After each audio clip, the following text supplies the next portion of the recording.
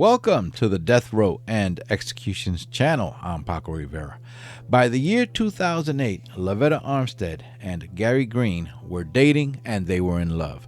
That was the year that Lovetta introduced Gary Green to her three children: Jerome Armstead, the oldest, also known as JT, his younger brother Jarrett Armstead, and the youngest child, a girl named Jazzmen Montgomery. It was not long after that Gary Green moved into Lovetta's home, and soon after that, they married. And Gary Green essentially became a father to Lovetta's three children. In a news interview, one neighbor stated that she couldn't tell the difference if Gary Green had been the real father or not. But you couldn't tell the difference. You couldn't tell if they were or were not. You know, he was like a dad to them. He'd have them outside, and the little girl would ride her bicycle, and, you know, he'd be out with them. By the following year, 2009, however, the relationship between Lovetta and Green had soured. By this time, JT was 12 years old, Jarrett was 9, and Jazzmen was 6. Reports indicate that Green was very abusive and controlling, and that Lovetta and her three children had become extremely fearful of him. Lovetta then wrote out a 2-page letter to Gary Green, letting him know that their relationship wasn't working out, and because of the way that he treats the children, she wanted to end the marriage. Gary Green responded with a letter of his own. In that letter, he replied with words such as, "You asked to see the monster, so here he is, the monster you made me. There will be 5 lives taken today, me being the 5th. On September 21, 2009, inside the home on Morning Springs Trail in Dallas, Texas, Gary Green was in a rage. He was not accepting how Lovetta Armstead wanted a divorce. The only others in the house at the time were Lovetta and her little daughter, Jazzmen. The 2 boys, TJ and Jarrett, were at Bible study at a nearby church. As if wanting to let Lovetta know who was in charge, who is in control. While she wasn't watching, Gary Green bound the little girl's hands and feet together with duct tape. He then retrieved a knife and took Jazzmen into the bedroom where Lovetta was located. Surely, seeing her daughter's hands and feet tied up like that must have horrified the mother, who probably attempted to intervene.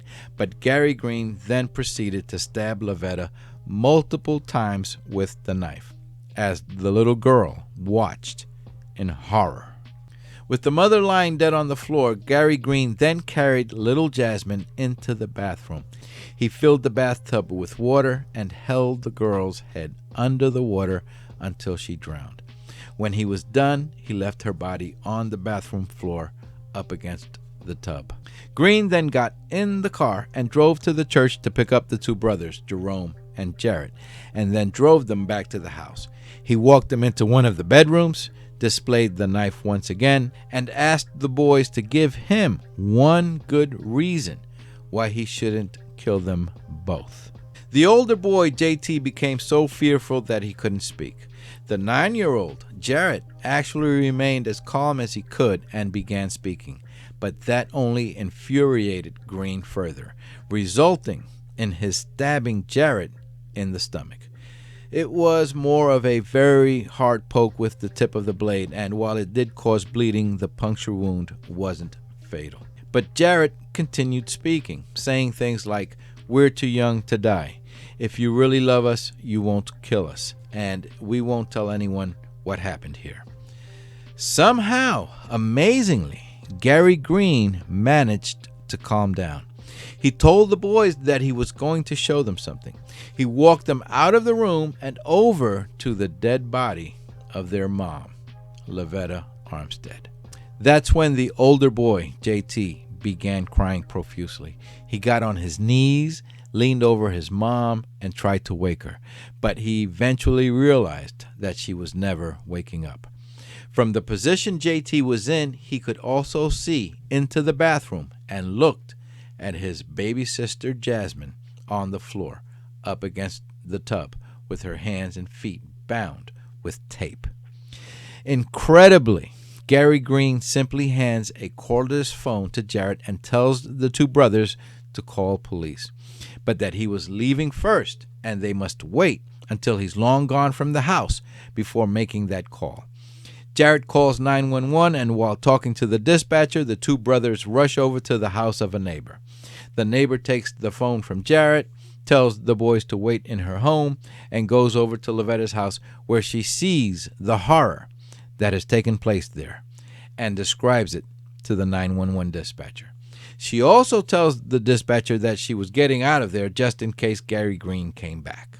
By the following day, September 22nd, 2009, the double murder in Dallas was all over the news. The distraught sister of Lovetta Armstead had also arrived on the scene. Wait a minute, what happened? I just got a phone call that told me that this is out.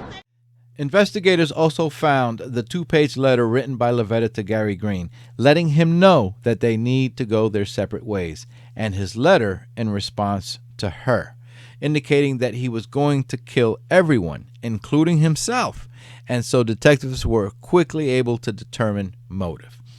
The manhunt for Gary Green had begun. However, that same day, members of Gary Green's family escorted Green into the Dallas police station, where Green approached the officer working the desk, and he turned himself in.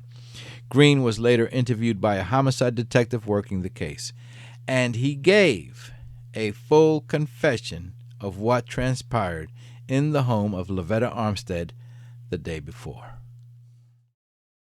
How many times do you think you stabbed her? Maybe my 30.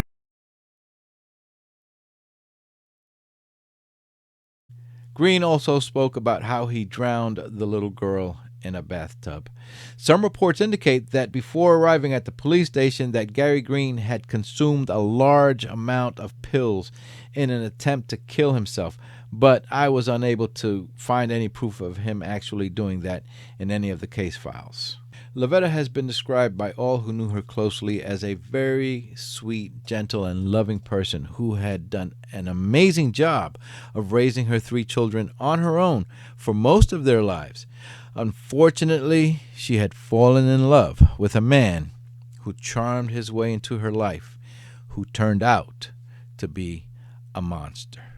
At Gary Green's trial for the murder of Lovetta Armstead and Lovetta's daughter, 6-year-old Jazzmen Montgomery, is when Lovetta's family first learned of prior criminal charges against Green years earlier, assaulting other women, including the severe assault of a girlfriend that left her hospitalized and for which he had served time. The Investigation Discovery Network did a story on this case in their series Evil Lives Here, Shadows of Death. That episode is called The Monster, from Season 2, Episode 6.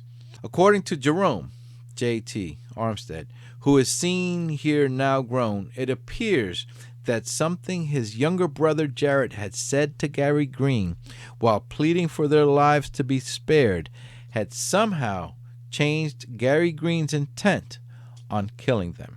He is convinced that the 9-year-old had saved both of their lives. Please remember to subscribe for more death row and upcoming execution stories. I am Paco Rivera. Bye for now.